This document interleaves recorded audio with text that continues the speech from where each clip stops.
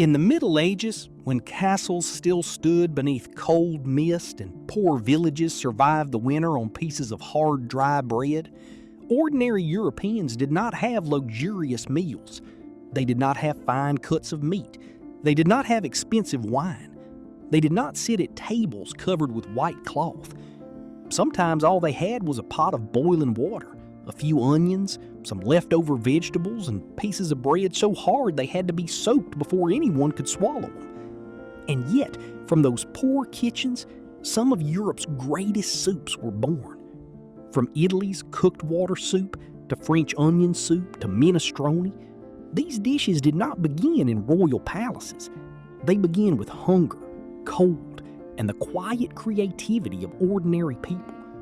And strangely enough, these foods that were once made simply to survive eventually climbed onto elegant dining tables and became symbols of entire culinary traditions. Ever since Auguste Escoffier, often called the god of chefs, wrote Le Guide Culinaire and helped establish the modern system of Western kitchens, soup has held an essential place in formal Western dining. It opens the appetite, prepares the palate, connects the sequence of dishes, and signals that a proper meal has truly begun. According to the traditional Western classification, soups can be divided into many types: hot soups, cold soups, clear soups, and thick soups. If we look at geography, the world of soup becomes even richer. The Slavic world has borscht, France has Marseille fish soup or bouillabaisse, Spain has cold gazpacho. Even the United States, despite having a much younger culinary foundation than Europe, has created its own distinctive soups, such as clam chowder and gumbo. But before these delicious, elegant soups became the refined opening movement of modern Western meals, soup was once the survival food of common people throughout the Middle Ages. Of course, the soup in a poor person's pot back then was very different from the shiny, silky, jewel-like bowls served in fine restaurants today. Medieval soup often existed somewhere between broth, porridge, and stew. It was a mixed pot made from whatever was available: leftovers from the night before, cheap vegetables bought at the end of the market day, scraps that nobody else wanted, onions, cabbage, beans, and anything that could help fill the stomach. Most of those ingredients were rough, poor, low in meat, and heavy in vegetables. There was nothing noble about them. But at the very least, they could stretch a small amount of food into something that looked like a meal. Even so, those ordinary poor soups still could not compare with one of the true symbols of poverty in European food history, aqua cotta, which literally means cooked water. Just from the name, we can already feel how humble this dish was. But its history is surprisingly old. Aqua cotta is believed to have first appeared in central and southern Italy. In those regions, poor charcoal burners and shepherds often had to spend long periods away from home. In their bags, they usually had nothing more than old, dry, rough bread that served as their daily ration. To soften that bread and drive away the cold, they came up with an extremely simple method: boil some water, add a little salt, and throw in whatever wild greens they could gather along the way. That became a hot soup, crude almost beyond description. This was the earliest form of aqua cotta. There's also a famous European folk tale called stone soup. The story tells of a poor traveler who placed a large stone into a pot of boiling water in the middle of a village. When the villagers asked what he was doing, he answered mysteriously that he was making the legendary and delicious stone soup. He said he would gladly share it with everyone, but if they wanted to taste it, each person should bring a small ingredient from home. The simple villagers rushed back to their houses and brought oil, salt, eggs, vegetables, fish, meat, and all kinds of other things. In the end, one useless stone and a pot of plain water turned into a rich and delicious soup.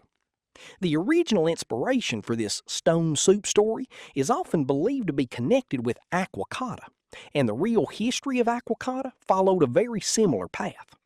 As living standards improved, the ingredients in the soup slowly changed. From plain water, coarse salt, and wild grains, people began to add stale bread and onions. After the Age of Discovery, potatoes and tomatoes also became important ingredients. By modern times, the old cooked water soup had become a rather refined Tuscan dish. Today, it is often made with a vegetable broth base, Parmesan cheese, Tuscan sheep's milk cheese, various vegetables, herbs, mushrooms, and beans.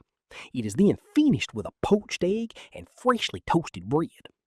Of course, when a dish has become this rich and delicious, continuing to call it cooked water might make even Italians feel slightly embarrassed. So today, people usually give it a more beautiful name, Italian bread soup. If aqua cotta is the story of a poor soup slowly enriched by time into a Tuscan specialty, then French onion soup is the story of a humble dish walking straight into the palace. Since ancient Greek times, onions have probably been one of the most familiar foods of the poor. They're easy to grow, high-yielding, cheap, and strong in flavor. The poorer the land, the more people must rely on cooking skill to turn cheap ingredients into something edible and even enjoyable. Somewhere in that world of scarcity, in an unknown village, an unnamed housewife or cook may have created onion soup. For the poorest people, its earliest version probably contained nothing more than water, onions, and a few pieces of hard, dry bread. But precisely because countless poor people truly needed this soup through countless cold winters to drive away the cold and survive difficult days, this rough onion soup endured, and eventually it waited for its chance to rise. According to legend, in the 18th century, King Louis XV of France, a monarch famous for his luxurious and extravagant lifestyle, once went hunting and stopped at a small lodge in the forest. For some unknown reason, the food stores inside the lodge had been almost completely stolen. Apart from a few seasonings, the only ingredients left were onions, butter, and champagne. At that moment, one of the king's attendants, who came from a common background, remembered that when he was young, his mother had often made onion soup at home, so he tried to recreate the dish from memory, cooking the remaining ingredients together. To everyone's surprise, the hungry king tasted it and praised it highly. From that moment on, onion soup, once a plain food in the bowls of the poor, suddenly entered the royal kitchens of Versailles. More importantly, once a king like Louis XV had personally praised it, the upper classes of Paris quickly followed. Before long, having a bowl of hot onion soup after the opera, after a dance, or after a late-night gathering became a fashionable habit among French high society. People used it to warm the body, chase away the chill, and clear the effects of alcohol after a long night. Around this same period, the poor person's onion soup began to transform into a more refined dish. Onions were slowly cooked in butter over low heat until caramelized, then simmered in beef broth. Sometimes egg yolk was added to thicken the soup, and the broth was strained to create a smoother, more elegant texture. From a humble dish, French onion soup gradually became a symbol of Parisian nightlife. By the 19th century, Paris even had an elite organization called the Onion Soup Society, made up of 20 members of the French Academy. They met once every 3 months, and every dinner had to begin with onion soup. Perhaps it was under the influence of these leading French intellectuals that onion soup completed its final transformation. Around the middle of the 19th century, the classic form of the dish appeared. Bread was placed inside the soup, grated cheese was spread over the top, and the entire bowl was baked in the oven. The cheese melted and browned on the surface, while underneath lay a deep, sweet, fragrant onion broth. This became the iconic image of French onion soup as we know it today. Looking back, we can say that French onion soup was born from the simple needs of poor people. Its flavor comes from the magic of caramelization, when the sharpness of onions is patiently transformed into deep sweetness and warmth. But what makes it truly moving is this: it is like a rich flower blooming from the mud of poverty. If Italian bread soup and French onion soup both experienced a kind of class ascension, rising from poor food to elevated cuisine, then minestrone, the Italian vegetable soup, is different. From beginning to end, it seems to have remained a humble, flexible, and generous soup of ordinary people. In ancient times, when Roman legions were still marching and fighting across vast territories, fit porridges made from oats, beans, spelt wheat, and seasonal vegetables were among the main foods of soldiers. Later, even though northern peoples eventually brought an end to the glory of the Roman Empire, this method of cooking, putting whatever was available into one pot, continued to be passed down by the people living along the Tiber River. Time moved on for another 1,000 years. The sails of the age of exploration brought tomatoes, which could deepen savory flavor, and potatoes, which added starch and fullness, back to Europe and to the land once known as the Eternal City. From that point on, the legendary Italian vegetable soup had both the spirit and the material foundation it needed to fully take shape.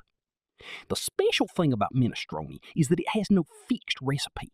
Pellegrino Artusi, often called the father of modern Italian cooking, once summarized it beautifully. Minestrone has no fixed form because it changes with the seasons. Only when the cook carefully respects the cooking time of each vegetable can a truly excellent pot of soup be made. And that is exactly right. In the 19th century, during Artusi's lifetime, minestrone was not only a cultural symbol connecting northern and southern Italy, it was also the perfect expression of a very Italian cooking philosophy. Cook with whatever you have, but cook it with care. For a long time, the classic ingredients of minestrone could include leftover dry bread crusts, tomatoes, potatoes, vegetable scraps, beans, and even the hard rind of Parmesan cheese, which was difficult to chew if eaten directly. Because it was once one of the early anti-waste dishes in Western cuisine, some cheap international-style restaurants in the early 20th century even called it garbage soup.